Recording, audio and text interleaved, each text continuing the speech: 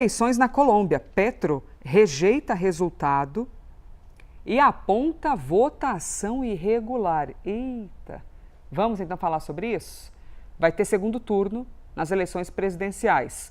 O candidato da direita, que é o Abelardo de la Espriella, pediu intervenção do Exército caso Gustavo Petro e o candidato governista Iván Cepeda não reconheçam o resultado. Vamos até Bogotá? Nós estamos com a nossa enviada especial, Luciana Tadeu.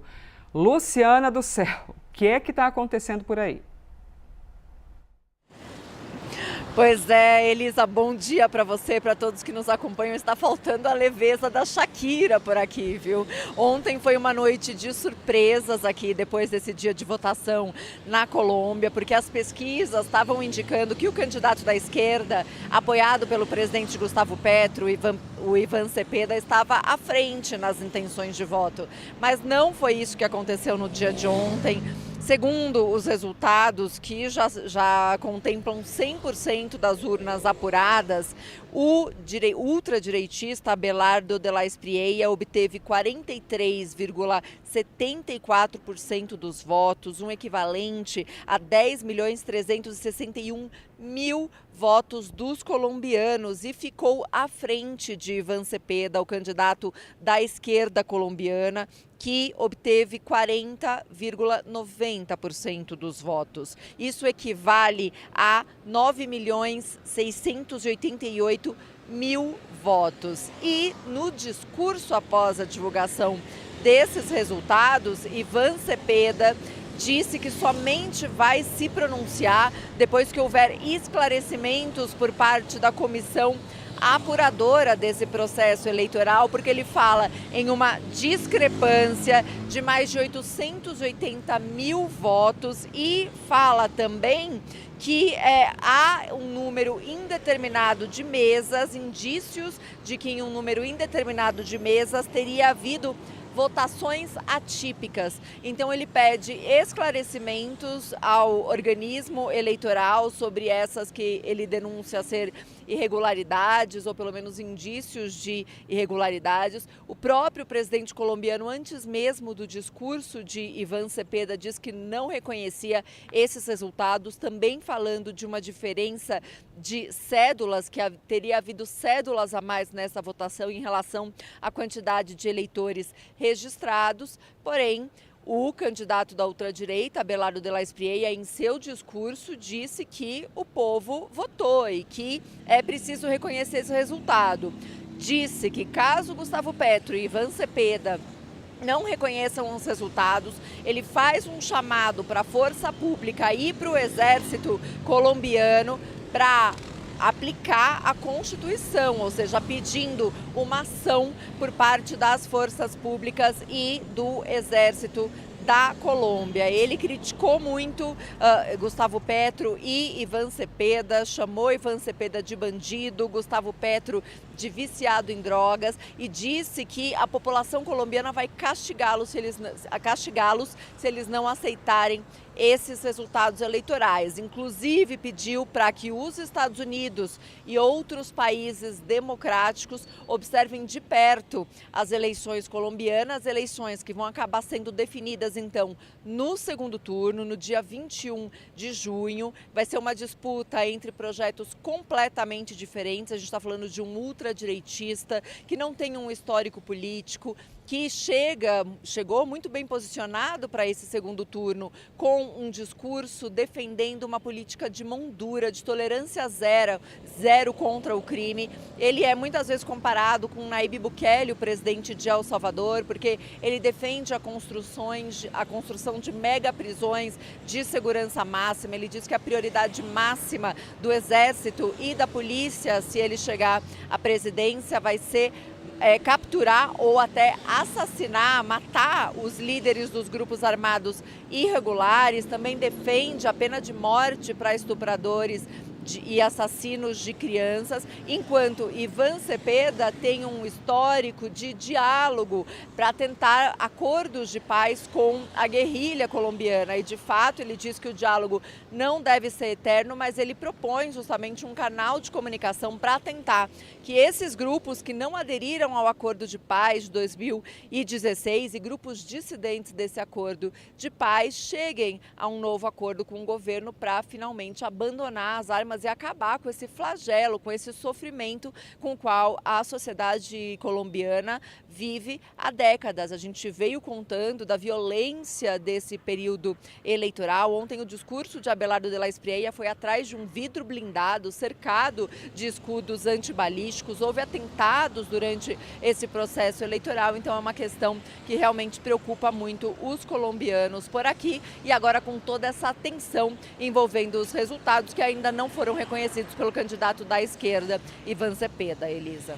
Débora Bergamasco, vamos voltar a falar das eleições na Colômbia agora, com entrevista importante. A gente recebe mais uma vez na tela da CNN Flávia Loss, professora de Relações Internacionais no Instituto Mauá de Tecnologia. Professora, muito bem-vinda, sempre um prazer recebê-la aqui. Queria pedir primeiro uma avaliação geral do resultado das eleições com o candidato Abelardo de la Espriella, que tem sido colocado, chamado como muitos de um Nayib Bukele colombiano, chegando à frente do que previam as pesquisas do senador Ivan Cepeda, que é apoiado pelo presidente Gustavo Petro. Boa tarde, Yuri, Débora, boa tarde a todos, obrigada pelo convite. E, de fato, foi uma surpresa o resultado, porque a gente vinha de várias pesquisas dentro da Colômbia mostrando que o Ivan Cepeda estava bem à frente, muito bem posicionado e surfando aí nas conquistas que o presidente Gustavo Petro teve nos últimos meses.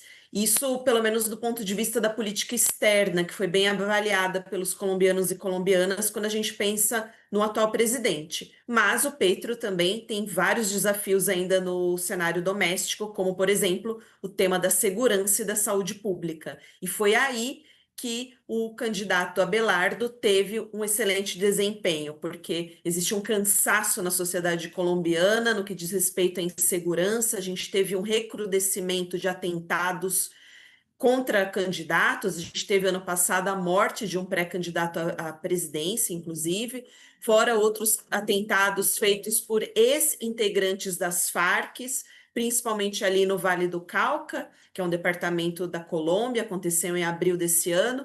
Então, como o Abelardo tem um discurso muito mais, como você colocou, Yuri, voltado para o que a gente chama de um buquelismo, quase já uma corrente política, mas um discurso muito duro contra a violência, muito mais alinhado a uma extrema-direita, ele teve aí uma excelente colocação no primeiro turno ontem. Professora Débora, falando contigo, o candidato do governo, então, a senhora trouxe, acabou liderando essas pesquisas e aí acabou em segundo lugar, mas também tem outras informações que a gente quer saber da senhora, que é o seguinte: é uma onda da direita que vem por aí? O que dá para dizer no contexto da América do Sul? É o que a gente vem observando, Débora. A gente tem aí vários candidatos que se colocaram, alguns foram eleitos, como no exemplo do Brasil, de um cansaço da população com os discursos mais moderados, seja a esquerda ou seja a direita. A direita tradicional também tem perdido muito. No caso da Colômbia, a gente tinha uma candidata de uma direita moderada, mais tranquila, digamos assim, que é a Paloma. Ela vem aí de uma linha e do mesmo partido do ex-presidente Álvaro Uribe, e mesmo assim ela não obteve uma boa colocação na eleição de ontem, pelo contrário, foi até muito criticada, além de receber poucos votos. Então, não é isso. O que a gente vê é que é uma insatisfação muito grande da população, que tem aí uma aversão a discursos mais moderados. Com o agravamento da violência, a gente tem visto essa tendência em outros países, inclusive no Brasil. Essa insatisfação acaba levando o eleitorado para discursos mais radicais e que muitas vezes têm soluções mágicas. É isso que a gente fica mais preocupado. Não colocando aqui em questão essas soluções do Abelardo, que seria o candidato aí da extrema-direita colombiana, mas sim porque ele tem soluções muito rápidas, como se tudo pudesse ser resolvido de uma forma muito fácil. Eu digo isso porque eu li o programa de governo dele e ele segue muito a linha do Nayib Bukele de El Salvador, então a solução seria simplesmente acabar com as guerrilhas, né? Aliás, com o que sobrou das guerrilhas, porque elas já foram mobilizadas, acabar com o narcotráfico. Mas como fazer isso, né? Ele não tem aí um passo a passo, porque são problemas muito complexos. Só que nas eleições, no debate eleitoral, você não debate a complexidade dos problemas, você oferece soluções rápidas. Essa é uma tendência em toda a América Latina e preocupante também, porque a gente acaba ficando num debate público muito superficial de problemas extremamente complexos. Mais algumas notícias internacionais aqui, gente. Na Colômbia, o candidato da esquerda, Iván Cepeda, recuou nas acusações de irregularidade nas eleições. Ele terminou o primeiro turno atrás de Abelardo de la Espriella, da direita. O segundo turno vai ser decidido em 20 dias. A enviada especial Luciana Tadeu tem as informações direto de Bogotá. De acordo com a contagem prévia do organismo eleitoral, com 100% das urnas apuradas, o candidato da ultradireita, Abelardo de la Espriella, obteve 43,74% dos votos, contra 40,9% do governista Iván Cepeda. Advogado de 47 anos, de la Espriella é frequentemente comparado com Nayib Bukele, presidente de El Salvador. Sem trajetória política, ele surpreendeu na campanha defendendo tolerância zero contra os grupos armados irregulares. Segundo ele, a prioridade da polícia e dos militares em seu governo será capturar ou matar líderes de organizações criminosas. Ele também defende uma redução de até 40% do tamanho do Estado em 4 anos. Apoiado pelo presidente colombiano Gustavo Petro, o esquerdista Cepeda propõe a continuidade das políticas sociais do atual governo. Em matéria de segurança, ele defende o diálogo com grupos armados para chegar à paz. Senador de esquerda de 63 anos, Cepeda aparecia à frente nas pesquisas. Diante da vitória de la Espriella, Petro denunciou irregularidades e diz que não reconheceria os resultados. Cepeda também não reconheceu os resultados automaticamente e afirmou que só se pronunciaria depois que o órgão eleitoral explicasse uma suposta discrepância no número de eleitores que foram às urnas e o que qualificou como votações atípicas em alguns centros. Há desfase que queremos verificar en torno al censo electoral. Y ese no es cualquier desfase. Estamos hablando de 885,000 personas o cédulas. Queremos, porque somos gente seria, que eso sea claro. Em resposta, de la Espriella pediu, diante de apoiadores, que as forças de segurança do país e o Exército atuem para defender a Constituição caso Petro não reconheça os resultados oficiais. Chamado a la fuerza pública, al ejército de la patria, para que activen el mecanismo constitucional en caso de que ese delincuente, drogadicto y miserable pretenda desconocer la voluntad del pueblo colombiano. Mas nesta segunda, o candidato da esquerda voltou atrás. Em pronunciamento a jornalistas, ele afirmou que sua equipe fez as verificações necessárias e não identificou fatos suficientes para alegar irregularidades. Agora ele e de la Espriella vão se enfrentar novamente nas urnas no dia 21 de junho, quando os colombianos irão decidir se mantém a esquerda no poder ou se darão um giro à direita. Lorival Santana, essas alegações de Gustavo Petro fazem algum sentido? E claro, qual o impacto dessa confusão no processo eleitoral colombiano? Acho que vai acabar sendo um ruído que está já se dissipando. O próprio procurador-geral, que é independente na Colômbia, né, fez declarações hoje dizendo que não há nenhum indícios de problemas no registro eleitoral, né, porque essa é a queixa. O que aconteceu foi que em 2022, em março, nas eleições legislativas de 22, houve uma diferença de centenas de milhares de votos em favor do pacto histórico, o grupo do presidente Gustavo Petro e do candidato Iván Cepeda, E agora, como os resultados da pré-contagem, os resultados preliminares, deram uma diferença importante em favor da direita, novamente, né, do Abelardo de la Espriella, então o Gustavo Petro lançou essas dúvidas. Mas o próprio Ivan Cepeda já disse que não encontrou nenhuma irregularidade e agora todo o foco vai ser a busca pelos eleitores da terceira colocada, que é de centro-direita, né, a Paloma Valencia, que teve ali quase 7% dos votos. Você faz as contas, né, o Abelardo de la Espriella, que estamos vendo aí, ele teve quase 44% dos votos. Com os votos da Paloma Valencia, ele teria mais da metade dos votos no segundo turno e seria eleito presidente, né?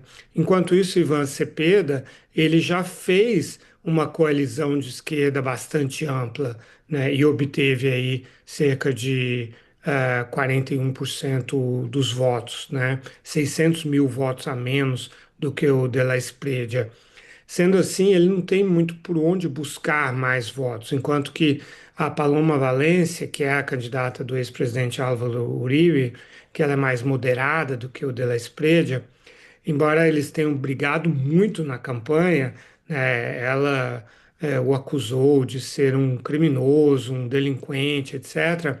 Agora, hoje, ela já o apoiou, né? Então, e o de la Espriella também pegou leve com ela, criticava de forma mais leve, porque sabia que precisaria dos votos dela.